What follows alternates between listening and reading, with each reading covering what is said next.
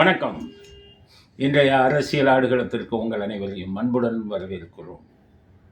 இன்னைக்கு நான் வெளியூரில் இருப்பதால் அங்கே ஒரு ரூமில் ஒரு மொபைல் ஃபோனில் இந்த வீடியோவை எடுக்கிறோம். அதனால் வீடியோ குவாலிட்டி அவ்வளவு நல்லா இருக்காது. அதனால் இன்றைக்கி ஒரு நாளைக்கு ரெகுலர் கேமராவில் எடுப்போம். முதல் விஷயம், அதாவது தமிழ்நாட்டின் அரசியல் என்ன நிலை? விஜய்க்கு ஆதரவு 108 எம்எல்ஏக்கள் மட்டுமே அவருடைய கட்சி சார்பில் தேர்ந்தெடுக்கப்பட்டிருக்காங்க. ஆனால் இன்னும் அவருக்கு ஆதரவுக்கு இன்னும் 10 எம்எல்ஏக்கள், 10லிருந்து 11 எம்எல்ஏக்கள் அதிகம் தேவை. இதை எப்படி விஜய் சமாளிக்கப் போகிறார்? இன்னும் பேச்சுக்கு வார்த்தை நடந்து கொண்டு இருக்கிறது. இதுக்கிடையில் காங்கிரஸ்காரங்க வந்திருக்காங்க, நாங்கள் 5 பேரை ஆதரவை கொடுக்குறோம் அப்படி. ஆனால் கண்டிஷன், இந்த 2, 3 வச்சிருக்கிறவன் தான் பெரிய கண்டிஷன் போடுவான். மதவாத சக்திகளுடன் அந்த கூட்டணியில் இருக்கிறவங்களோடையே உறவு வைக்கக்கூடாது. இது எதுக்குன்னு கேட்டிங்கன்னா, காங்கிரஸ் இன்னும் திமுகவுடைய ஏஜெண்ட்டாக இருக்கான். ஸ்டாலின் என்ன சொல்கிறாரு, சரி அங்கே போயிட்ட அதிமுக ஆதரவை இங்கே கொடுத்துடாத, அதை மட்டும் நீ சொல்லு.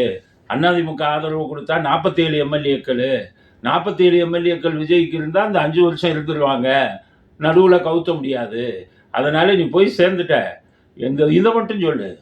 மதவாத சக்திகளுடன் கூட்டணி வைக்கக்கூடாது. மதவாத சக்தி பிஜேபி தானே, அதிமுக என்ன மதவாத சக்தியா? அந்த கூட்டணியில் இருந்தாங்களா? ஏன் போன எம்பியில் அவங்க அந்த கூட்டணியில் இல்லையே? ஏன் திமுக 1999 இதே மதவாத சக்திகளுடன் கூட்டணி வச்சவங்க தானே. அப்போ என்ன கண்டிஷன் போடுறான் காங்கிரஸ்?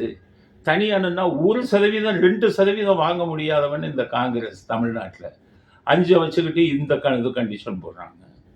அடுத்தது பாட்டாளி மக்கள் கட்சி, அவங்க சொல்கிறாங்களா 4 எம்எல்ஏ துணை முதலமைச்சர் வேணும். பார்த்துக்கோங்க, நாட்டில் எவ்வளவு மோசமான அரசியல்வாதிகள் தமிழ்நாட்டில் இருக்கான்னு பாருங்க. 4 எம்எல்ஏ வச்சுக்கிட்டு துணை முதலமைச்சர் கேட்குறாங்க. சரி, துணை முதலமைச்சர் நாட்டுக்கு நல்லது செய்வா கேட்குறாங்க. இதே அன்புமணி இப்போ மத்திய அரசாங்கத்தில் மந்திரி வாங்கினார 5000 கோடி ஊழல் அந்த சுகாதாரத்துறை அவருக்கு கொடுத்தாங்க. மெடிக்கல் காலேஜ் ஆரம்பிப்பதில் பூரா ஊழல் பண்ணி 5000 கோடி ஊழல். இன்னும் சிபிஐ வழக்கு இருந்துகிட்டு இருக்கு. எதுக்கு அன்புமணி பிஜேபி எந்த பக்கம் இருக்கோ அந்த பக்கமே கூட்டணி சேர்ந்துகிட்டு இருக்காரு? அந்த சிபிஐ வழக்கில் இருந்து தன்னை காப்பாற்றணும். ஆக ஒவ்வொருத்தருக்கும் ஒரு சுயநலம். 4 எம்எல்ஏ துணை முதலமைச்சர் வரணும், தமிழ்நாட்டை கொள்ளையடிக்கணும். கூட்டணி கட்சின்னா இவங்க எதுவும் பேச முடியாது, இல்லைன்னா கவுத்திடுவோம். இந்த சூழ்நிலையில் இருந்துகிட்டு இருக்கு. அப்போ பாட்டாளி மக்கள் கட்சியோடும் போக முடியாது. காங்கிரஸ் போடுற கண்டிஷன் அதிமுகவோட சேர்ந்துடக்கூடாது அப்படிங்கிறதுக்காகத்தான் அவன் அந்த கண்டிஷனை போடுறான். அடுத்தது முக்கியமானது, விஜய்க்கு நாங்கள் சொல்லக்கூடிய விஷயம் என்னன்னா, இந்த இவங்க விடுதலை சிறுத்தைகள் கட்சிகிட்ட தான் ரொம்ப ஜாக்கிரதையாக இருக்கணும். காரணம், நிறைய பேர் இந்த கட்ட பஞ்சாயத்து பண்ணுறவங்கெல்லாம் அந்த கட்சியில் தான் இருக்காங்கன்னு சொல்லிட்டோம். டெய்லியும் ஒவ்வொரு போலீஸ் ஸ்டேஷன்லேயும் போய் உட்காந்துக்குவான். அநியாய ஆக்கிரமத்துக்கு தான் போய் நிற்பாங்க. இப்படி பல வருடங்களாக நடந்துகிட்டு இருக்கு. திமுக ஆட்சி அவங்களுக்கு ரொம்ப வசதியாக இருந்தது. இப்போ ஆட்சி மாறுறதுனால விஜய் பக்கம் வந்துடலான்னு பார்க்குறாங்க. இதில் திருமாவளவன் ஸ்டாலினுக்கு நெருக்கமானவர். ஸ்டாலினுக்கு இங்கே நடக்கக்கூடிய அத்தனை விஷயங்களும் சொல்லுவார். திமுகவுக்கு ஆதரவாக இவங்க கூட்டணி சேர்ந்தால் எல்லா விஷயத்தையும் பண்ணுவாங்க. அதனால தான் நான் சொல்கிறேன், திருமாவளவனோட சேராதீங்க. ஆனால் அங்கே இருக்கக்கூடிய நம்ம தாவேக்காவில் இருக்கக்கூடிய ஆதவ அர்ஜுன் ஏற்கனவே இவங்க கட்சியில் தானே இருந்தார், திருமாவளவன் கட்சியில். அப்போ திருமாவளவனோட நெருக்கம். திருமாவளவன் தனக்கு வேண்டிய விஷயங்கள் எல்லாம் ஆதவ அர்ஜுனை வச்சு நடத்த பார்ப்பாரு. அதனால தான் இப்போ என்னன்னா, அவர் உள்ளுக்குள்ளே வரலான்னு பார்க்குறாரு. திருமாவளவன் ஆட்சியில் பங்கு வச்சிடலான்னு. அவருக்கு இருக்கிறது எத்தனை தொகுதி? 2 தொகுதி ஜெயிச்சிருக்காரு, 2 எம்எல்ஏ. அதில் காட்டுமன்னார் கோயிலில் காங்கிரஸ் காரரை ஆக்கியிருக்காரு எம்எல்ஏவா. அவருக்கு மந்திரி கொடுக்க மாட்டார். 2 கொடுத்துட்டு ஒரு மந்திரி கேட்பார். இன்னொரு மந்திரி யாரை போட முடியும்? வன்னியரசு. அவருடைய பொதுச் செயலாளர், விசிகாவின் பொதுச் செயலாளர். இந்த வன்னியரசு யாரு? தமிழ்நாட்டு மக்கள் தெரிஞ்சுக்கங்க. கட்ட பஞ்சாயத்து, ஆளுங்களை சேர்த்துக்கிட்டு நில அபகரிப்பு, வீட்டுக்குள்ளே பூந்துக்கிட்டு காலி பண்ண மாட்டேங்கிறது, பணம் பேரம் பேசுறது, இதுவெல்லாம் பண்ணிக்கிட்டு இருக்காரு. நானே எனக்கு தெரிஞ்சவங்க ஒருத்தவங்க வீட்டுக்குள்ளே உள்ள நுழைஞ்சு இவர் இது பண்ணிகிட்டு இருக்கும்போது, பிரச்சனை பண்ணும்போது நானே ஃபோன் பண்ணி சொன்னேன், என்னங்க நீங்கள் ஒரு கட்சிக்கு பொதுச் செயலாளர், நீங்களா அப்படி போய் பண்ணுறீங்க? இல்லை சார் அப்படின்னாரு. ஆனால் இன்னும் காலி பண்ணலை. ஆக திருமாவளவன் என்ன பண்ணுவார்? வன்னியரசுக்கு மந்திரி கொடுப்பார். வன்னியரசு போன்றவர்களே தாவேக்கா ஆட்சியில் மந்திரி ஆக்குனீங்கன்னா எவ்வளவு கெட்ட பேர் வரும். நாளைக்கு அவர் செய்யக்கூடிய அத்தனை சட்டவிரோத செயலும் கெட்ட பேர் தாவேக்காவுக்கு வந்து சேரும். அதனால தான் நான் சொல்கிறேன், திருமாவளவனோட கூட்டணியே வைக்காதீங்க. அவர் இவருடைய ஃப்ரெண்டு, அது நம்ம ஸ்டாலினோட ஃப்ரெண்டு. அவர் பல விஷயங்களை ஆதவர்ஜுனை வைத்து தாவேக்கா ஆட்சியில் நடத்த பார்ப்பாரு. அதுக்கு இடம் கொடுக்காதீங்க. மோசமான அதிகாரிகள் எல்லாம் அவருக்கு வேண்டியவங்க. கமிஷனராக இருந்த அருண் இவரை தலைவான்னு கூப்பிட்டவர். இங்கே ஆட்சிக்கு வந்த அதே அருணை நல்ல பதவியில் வைக்கிறதுக்காக இதே ஆதவர்ஜுனை வச்சு மூவ் பண்ணுவார். இப்படி பல ஆபத்துகள் இருக்குது. நான் என்ன சொல்கிறேன், வெறுப்பு இல்லாமல் தான் சொல்கிறேன். யாரும் சரியில்லை. இங்கே அவன் துணைமுக 4 வச்சுக்கிட்டு துணைமுக அமைச்சர் கேட்குறாங்க. இவங்க வந்து 2 வச்சுக்கிட்டு இப்போ மோசமான ஆட்களை மந்திரி ஆக்குவாங்க. காங்கிரஸ்காரன் என்ன, காங்கிரஸ்காரன்னு திமுக அஜெண்டாவை தான் சொல்லுவான். ஆக இவங்களெல்லாம் கூட்டணி சேர்ந்தீங்கன்னு வைங்க, 4 2 கம்யூனிஸ்ட் 2 அந்த கம்யூனிஸ்ட் 2 எல்லாத்தையும் சேர்த்தாலே மொத்தம் 10 தானே வரும். அந்த 10 இருந்ததுன்னா தாவேக்காவுக்கு கரெக்டாக 118 தானே வரும். அப்போ நித்தியகண்டம் பூர்ண ஆயுசன் ஆயிரம் இல்லை இந்த ஆட்சி. அதனால தான் நான் சொல்கிறேன், நீங்கள் சேர்வது பெரிய கட்சியில் சேருங்க. அதிமுகவில் இருந்து அறிக்கை விட்டுருக்காங்க கூட்டணிக்கு தயார்னு.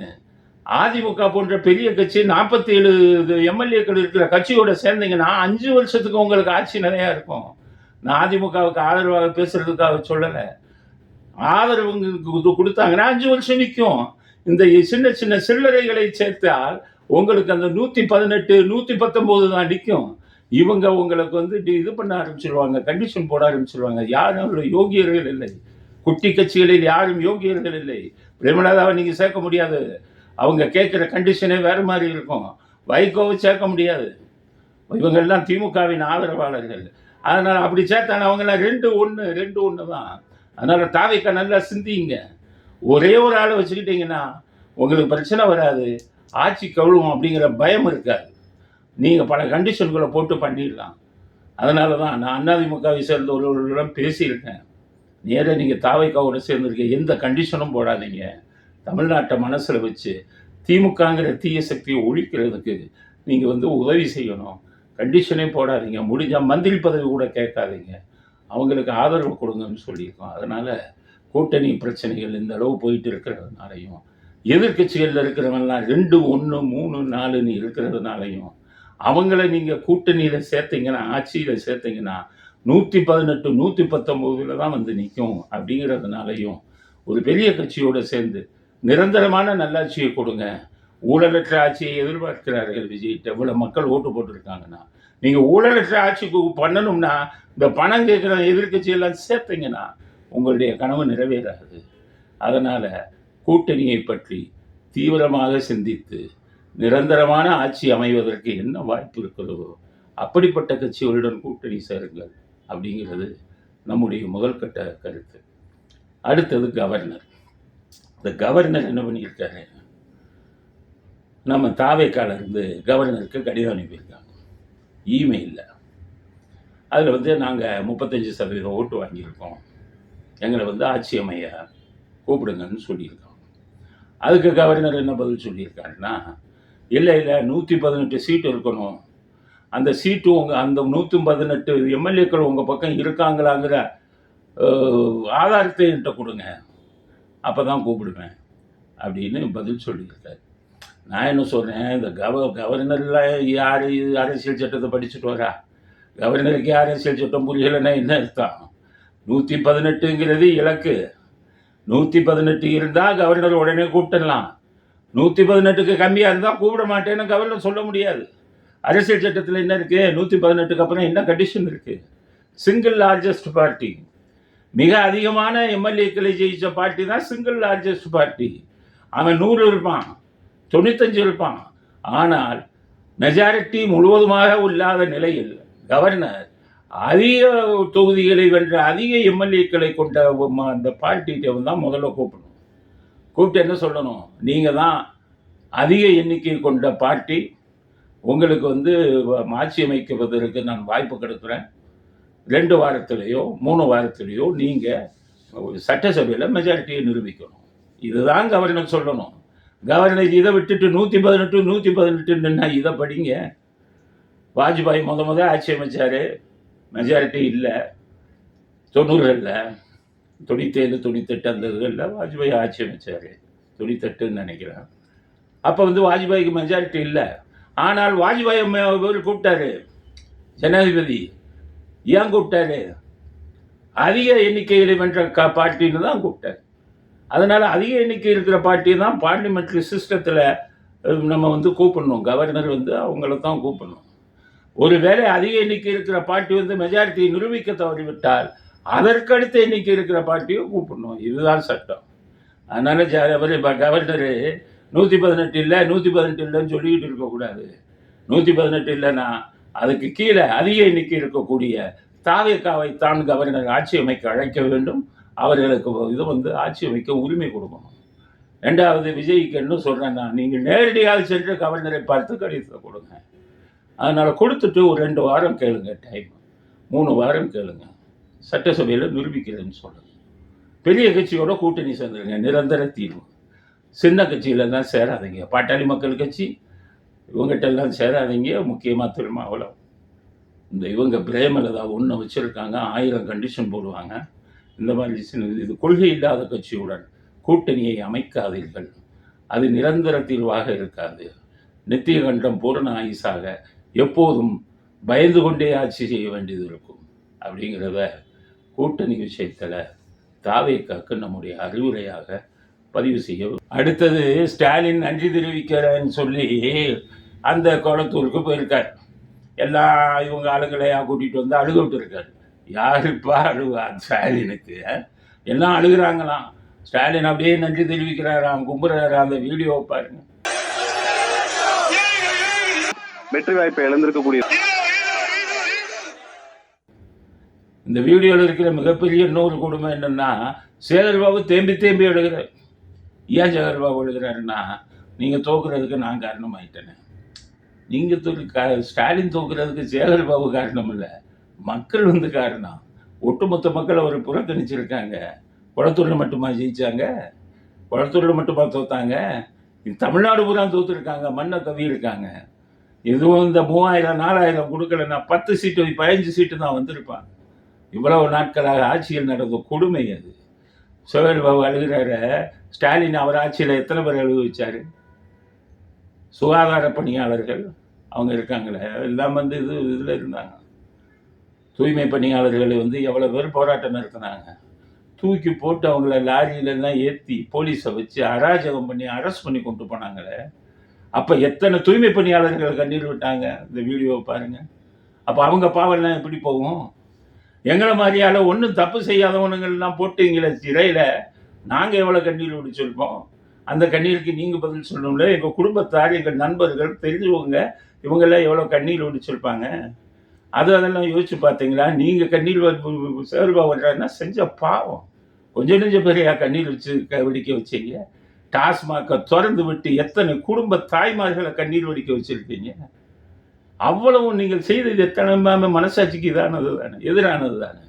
எத்தனை பேர் யூடியூப்பில் பேசணும்னு பூரா குண்டர்கள் சட்டத்தில் போய் 1 வருஷம் உள்ள வச்சிங்களே. இந்த கமிஷனர் அருண்கிற ஆளை வச்சுக்கிட்டு கொடுங்கோல் ஆட்சி மாதிரி நடத்தி எத்தனை பேரை கண்ணீர் வெடிக்க வச்சீங்க? ஆட்சியாக நடத்துனீங்க. அதனால வந்துட்டு அழுகிறாரு. சேகர்பாபு அழுகிறாருன்னா, சேகர்பாபு ஏன் அழுகிறாரு? போனதில் 1 லட்சம் சாரில் இல்லாத போலி ஓட்டு இருந்தது, அதை சேகர்பாபு ஆளை வச்சு போட்டாரு, ஜெயிச்சிங்க. இந்த தடவை போலி ஓட்டு போயிடுச்சு. அதுக்கப்புறம் சேகர்பாபு பண்ணுறது, எதிர்கட்சிக்காரங்க எல்லாம் கூப்பிட்டு உனக்கு 2 கான்ட்ராக்ட் தரேன் 3 கான்ட்ராக்ட் தரேன்னு சொல்லி வாக்குறுதியை கொடுத்து எவனையுமே வேலை செய்யாமல் வீட்டில் உட்கார வச்சிங்க. அதனால ஜெயிச்சாரு ஸ்டாலின். இந்த தடவை தாவேக்காரன்ட்ட முடியலை. தாவேக்காரன்ட்ட கான்ட்ராக்ட் கொடுக்குறேன்னா போடான்னு விட்டு உயிரை கொடுத்து வேலை செஞ்சான். மண்ணக்க போனீங்க. ஆக செய்த பாவத்திற்கு உங்கள் கர்மா தான் உங்களுக்கு வந்து இந்த தண்டனையை கொடுத்துருக்கு. ஸ்டாலின் பேசும்போது பேசுகிறாரு, உண்மையாக இருந்து இதை மாதிரி அநியாயம் உண்மையாக இருந்தேன். எதுக்கு உண்மையாக இருந்தீங்க? மனசாட்சியுடன் செயல்பட்டீங்க. செந்தில் பாலாஜி அவ்வளவு கொள்ளையடிச்சுட்டு ஜெயிலுக்கு போனால் லாக்கா இல்லாத மந்திரின்னு அவரை போட்டீங்கிற அது மனசாட்சியோட செயல்பட்டதா? KN 1020 கோடி ஊழல் பண்ணிட்டாருன்னு ED வந்து எஃப்ஐஆர் போடுங்கிறான். அந்த லஞ்ச ஒழிப்புத்துறை எஃப்ஐஆர் போடாமல் தடுத்து நிறுத்தினீங்களா? அது மனசாட்சியோட செயல்பட்டதா? பொன்முடி ஊழல் பண்ணி 3 வருஷம் தண்டனை அடைஞ்சவரை திருப்பி கொண்டாந்து கவர்னரை அவமானப்படுத்தி அவரை பதவி இருக்க வச்சிங்களா? மனசாட்சி இருக்கிறவன் என்னாச்சு செய்வானா? மனசாட்சி பற்றி நீங்கள் பேசலாமா? மனசாட்சியோட செஞ்சீங்களா? அதனால் செஞ்ச பாவத்தை எல்லாம் பண்ணிட்டு கேட்டால் மனசாட்சியோட என்னமோ ஒன்றுமே தப்பு பண்ணாத மாதிரி பேசுனீங்கன்னா என்ன அர்த்தம்?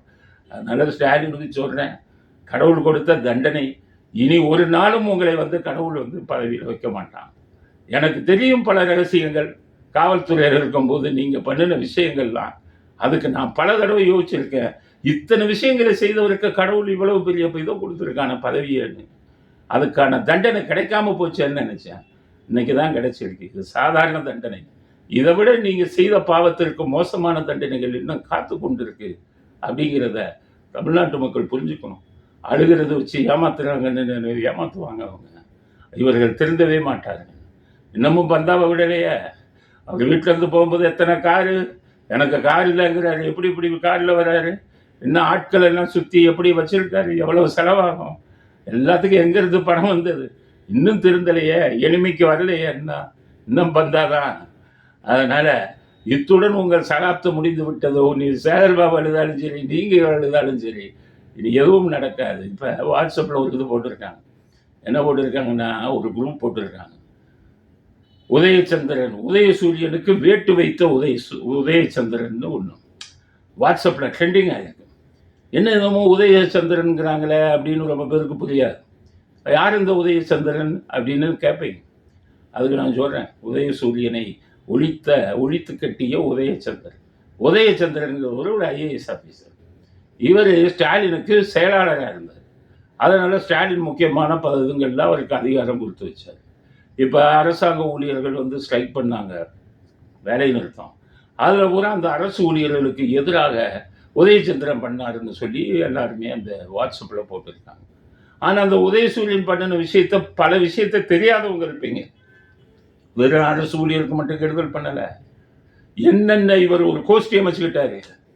இவருடைய கிளாஸ்மேட்டு டேவிட்சன் ஆசீர்வாத் அவர்கள் நண்பர், அவர் ஏடிஜிபி.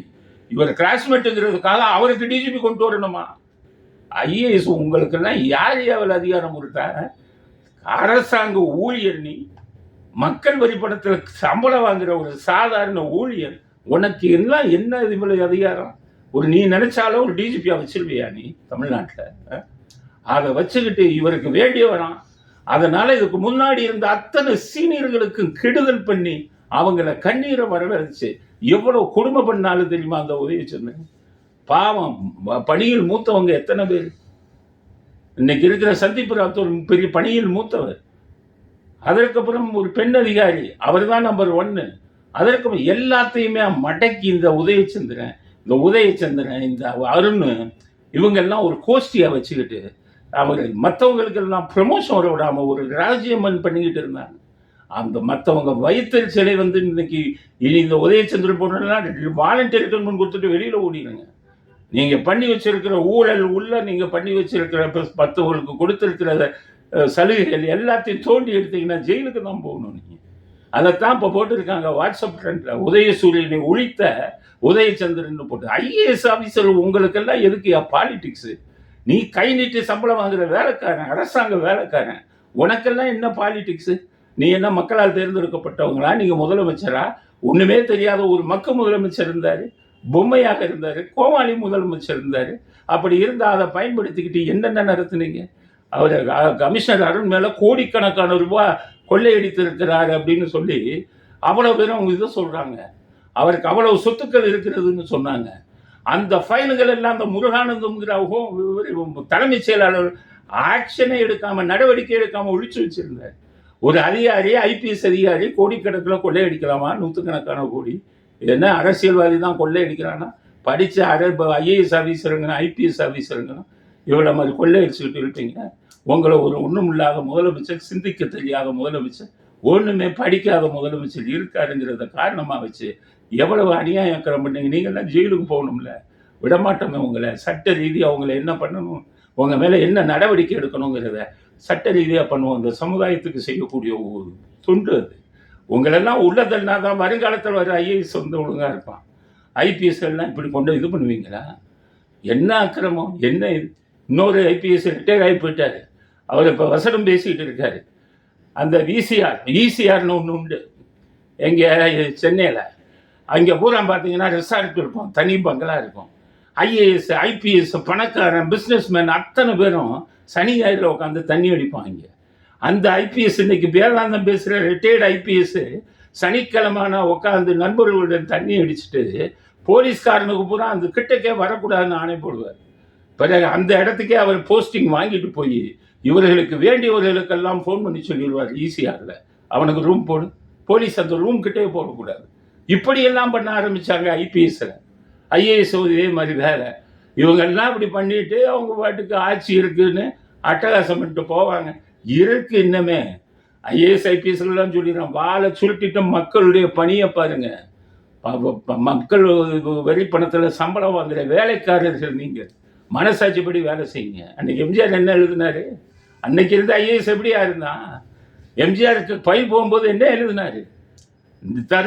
தர்மத்தை செய்க, நியாயத்தை செய்கன்னு எழுதினாரு. அன்னைக்கு இருக்கிற ஐஏஎஸ் சொன்னான், ஒரு முதலமைச்சரை நியாயத்தை செய்யுன்னு சொல்றாரு, மனசாட்சியோட செய்யுங்கிறாரு. அதனால நல்லதை செய்யணும்னு சொல்லி அந்த அவர் எது நல்லதோ அதை செஞ்சவன் தான் ஐஏஎஸ் ஆஃபீஸர் இதே தமிழ்நாட்டில். அந்த அப்படிப்பட்ட இருந்த ஒரு தமிழ்நாட்டில் ஐஏஎஸ் ஆஃபீஸராக இருந்து ரிசார்ட்டில் போய் தண்ணி அடிச்சுட்டு கூத்தடிப்பீங்க.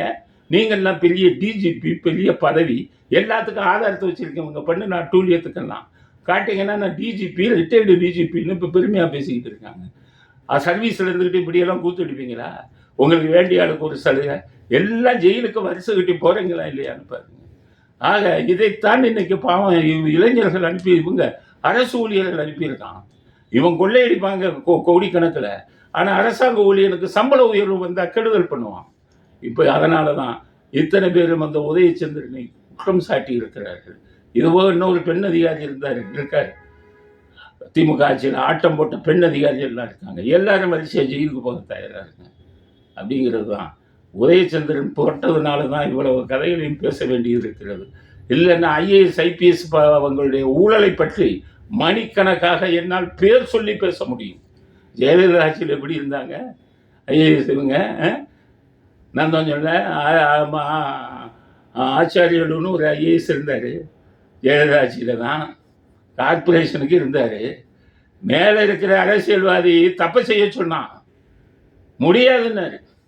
கெட்ட வார்த்தையில் திட்டுனா ஜெயலலிதாட்ட போய் என்ன இதை விட்டு அனுப்பிடுங்க, வேறு இடத்துக்கு மாற்றிடுங்கன்னு தான் சொன்னார். அந்த அரசியல்வாதிக்கு துணை போகலை. எப்படி கொள்ளையடிப்பது என்பதை அந்த அரசியல்வாதிக்கு சொல்லிக் கொடுக்கல. அன்றைக்கு இருந்த ஐஏஎஸ் ஜெயலலிதா அதில் 1008 ஊழல் சொன்னீங்களே, ஐஏஎஸ் ஆஃபீஸர்லாம் எப்படி இருந்தான்? கண்ட்ரோலில் வச்சுருந்தாங்க. இங்கே ஒரு கோமாளி முதலமைச்சர் ஒன்றும் தெரியாதனால எல்லா பேரும் ஆடினான். அப்புறம் தான் ஜெயலலிதா என்னாச்சுங்கும்போது தப்பு செய்ய சொல்கிறாரு, நான் முடியாதுன்னு என்னை கெட்ட வார்த்தையில் திட்டுறாருன்னு ஒன்று தான் அந்த அந்த அந்த அரசியல்வாதியை கட்சியை விட்டே விளக்குனாரு. இப்படி இருந்த ஐஏஎஸ் அதிகாரிகள் இருந்த தமிழ்நாடு ஜெம்மா இருந்தால் ஐஏஎஸ் அதிகாரிகள் தான். பெண் ஐஏஎஸ் அதிகாரிகள் எத்தனையோ பேர் சொல்ல முடியும். என்னால் ஜெயலலிதா அவங்க ஆட்சியில் ஜெம்மா இருந்தாங்க. நாட்டு இதுக்கு தமிழ்நாட்டு இதுக்கு இது பண்ணுவாங்க. அங்கே சுனாமி வரப்போகுது, இது வெள்ளம் புயல் வரப்போகுதுங்கும் போது ஜெயலலிதா ஒரு 3-4 பெண் ஐஏஎஸ் ஆஃபீஸர்களை வச்சுருந்தாங்க. நீங்கள் வெள்ளூர் போங்க, நீங்கள் கடலூர் போங்கம்பாங்க, போய் ஒரு பிரச்சனை இல்லாமல் காப்பாற்றுவாங்க. அவ்வளோ திறமை வாய்ந்த அதிகாரிகள் ஐஏஎஸ் அதிகாரிகள் இருந்தது. இந்த ஆட்சியில் ஐஏஎஸ் அதிகாரிகள் பூரா அரசியல்வாதியை மிஞ்சிக்கிட்டு கூத்தடிச்சு இது பண்ணி ரெசார்ட்டில் போய் தண்ணி அடிச்சுட்டு டான்ஸ் அடிக்கிட்டு தெரிஞ்சுக்கிட்டு இருக்கான். இவர்களுக்கு ஆதரவு கொடுப்பதற்கு ஒரு கூட்டம், இது ஒரு வேடிக்கை, இது வெக்கமில்லாத ஒரு முதலமைச்சராக இருந்தார். சும்மா ஓட்டாங்க கடவுள், உங்களுக்கு ஓட்டு போட வச்சாங்க ஆண்டவன். நீங்கள் செய்த பாவத்துக்கு உங்களுக்கு எதிராக ஆட்சியை விட்டு அகற்றுவதற்காக ஒரு சக்தியை உருவாக்கி, விஜய் என்ற சக்தியை உருவாக்கி உங்களை இங்கேருந்து வெளியில் அனுப்புனது இறை சக்தி தான். அதனால் இதில் ஆடின ஐஏஎஸ் அதிகாரிகளும் ஐபிஎஸ் அதிகாரிகளும் நிறைய இருக்காங்க. ஒவ்வொருத்தர் முகத்திரை கிழிக்கப்படும், ஒவ்வொருத்தருக்கும் தண்டனை வருங்காலத்தில் கொடுக்கப்படும் அப்படிங்கிறத அவர்களுக்கு செய்தியாகவும் இதை பதிவு செய்யலாம். அடுத்தது ரஜினிகாந்த் ஸ்டாலினை போய் சந்திச்சிருக்காரு. கேவலமான விஷயம் ரஜினிகாந்த் பண்ணுற. ஸ்டாலின் என்ன போய் சந்திக்கிறீங்க? ஸ்டாலினுக்கு ஆறுதல் சொல்கிறாராம். என்ன ஆறுதல் சொல்கிறீங்க? தேச தியாகியா? நாட்டுக்கு பெரிய நல்லது செஞ்சுட்டு தோற்று போயிட்டாரா? அன்னைக்கு காமராஜர் தோத்தாரு, யோகிய அன்னைக்கு காமராஜருக்கு போய் இது சொல்றதுக்கு இது ஆழ்வர் சொல்ல இந்த தமிழ்நாட்டில் யாரும் இல்லை. கக்கன் தோத்தாரு, மகா யோகிய கக்கனுக்கு அன்னைக்கு போய் எவன் ஆறுதல் சொன்னான்? ஒருத்தனும் இல்லை. ஆனால் ஒரு ஊழல்வாதி தமிழ்நாட்டையே கொள்ளையடிச்சான். மகனும் மருமகனும் 30,000 கோடி 2 வருடத்தில் சம்பாதிச்சாங்கன்னு பிடிஆரே சொன்னார். அப்படிப்பட்ட ஒரு ஊழல்வாதியான முதலமைச்சருக்கு ஆறுதல் சொல்ல போறாரு ரஜினிகாந்த். உங்க ரசிகர்கள் மன்னிப்பான உங்கள எவ்வளவு பெரிய துரோகங்களை பண்ணீங்க உங்க ரசிகர்களுக்கு. கட்சி ஆரம்பிக்கிறேன்னு சொல்லி உங்க பேச்சை நம்பி லட்சக்கணக்கான ரூபாயை செலவு பண்ணி ஒவ்வொருத்தனும் கட்சியை உருவாக்கினான். எவன்கிட்டயாச்சும் கேட்டீங்களா? கட்சியை கலைக்க போறேன், ஆட்சி இதோ அரசியல் விட்டு உதவு போறேன்னு எவன்கிட்டயாச்சும் கேட்டீங்களா? எவ்வளோ பணம் நீங்க செலவு பண்ணீங்க? உங்க ரசிகன் பூரா எத்தனை லட்சக்கணக்கான கோடிக்கணக்கான பணத்தை உங்களை நம்பி செலவு பண்ணான். ஒரே நாளில் அரசியலுக்கு எனக்கு சம்மந்தம் இல்லை, கொரோனா வந்துருச்சுன்னு ஒன்று அழுதானே நீங்க. இன்னைக்கு சுயநலம். ஸ்டாலின்கிட்ட போய் உட்காந்துங்க. அடுத்த படம் ரிலீஸ் ஆக போகுது. நீங்கள் கமலஹாசன் ஒன்றா நடிக்கிற படம் ரெஜென்ட்டு தான் ரிலீஸு. அப்போ அவங்க ஸ்டாலின் தயவு வேணும், உதயநிதி தயவு வேணும், இல்லைன்னா சன் பிக்சர்ஸ் தயவு வேணும். சுயநலத்தை நினச்சிக்கிட்டு உங்கள் ரசிகர் நலனெல்லாம் தூக்கி போட்டுட்டு இன்னைக்கு போய் பார்க்குறீங்களே உங்கள் ஸ்டாலின் எல்லாம். நீங்கள்லாம் என்ன உங்கள் ரசிகர்கள் போங்க, உங்கள் ரசிகர்கள் என்ன பண்ணிட்டு உங்கள் மேலே வெறியில் இருக்கான் ரசிகர்லாம். அவன்கிட்டெல்லாம் பேசிட்டு தான் இப்போ உங்கள்கிட்ட பேசுகிறேன். எத்தனை பேர் பேசுகிறான், எங்களை நம்பிக்கை துரோகம் பண்ணார் அப்படின்னு சொல்லி. இன்னைக்கு விஜய் நிலைமைக்கு நீங்கள் வந்திருக்க வேண்டிய ஆள் இல்லை. அன்னைக்கு கட்சி ஆரம்பிச்சிருந்தா கையில் இருந்ததா, முதுகெலும் இருந்ததா? இல்லை நமக்காக பாடுபட்டானே, செலவு பண்ணானே, நம்ம ரசிகன் அவன்கிட்ட ஒரு வார்த்தை கேட்கணும்னு நினைச்சிங்களா? இன்னைக்கு போய் ஊழல் குடும்பத்தில் போய் ஊழல் தலைவன்கிட்ட போய் காலில் விழுந்து உங்களுக்கு ஆதரவாக இருக்கும்னு சொன்னீங்கன்னா நீங்களும் ஒரு ஊழல்வாதி தான். இனிமேல் உங்கள் படம் ஓடாது. உங்கள் ரசிகனவனும் உன் படத்தை பார்க்க மாட்டான். அதனால் நடிகர்களுக்கு சினிமா தான் தேவை. அரசியலுக்கு வந்துட்டீங்கன்னா அரசியலுக்கு வந்துடணும், சினிமாவை மறந்துடணும். எம்ஜிஆர் அப்படி தான் மறந்தார். விஜய் இதுதான் எனது கடைசி படம்னு சொன்னார். நீங்கள் ஆட்கள் ஒரு காலம் சேற்றில் ஒரு காலம் வச்சுக்கிட்டு கெட்டவர்களுக்கு, அயோக்கியத்தனம் பண்ணவங்களுக்கு, ஊழலின் உச்சைக்கு போனவங்களுக்கெல்லாம் போய்கிட்டு கை கொடுத்துக்கிட்டு ஆய்வு சொல்லி கொண்டிருக்கும் ரஜினிகாந்த் அவர்களே, உங்களுக்கு இந்த மன்னிப்பே கிடையாது. உங்கள் ரசிகன் சார்பாகத்தான் இந்த குரலை நான் எழுப்புகிறேன் அப்படிங்கிற கருத்தை இறுதி கருத்தாக பதிவு செய்ய விரும்புகிறோம். இத்துடன் இன்றைய அரசியல் ஆடுகளம் நிறைவு பெறுகிறது. மீண்டும் நாளை புதிய செய்திகளுடன் உங்களை சந்திக்கிறோம். நன்றி, வணக்கம், ஜெய்.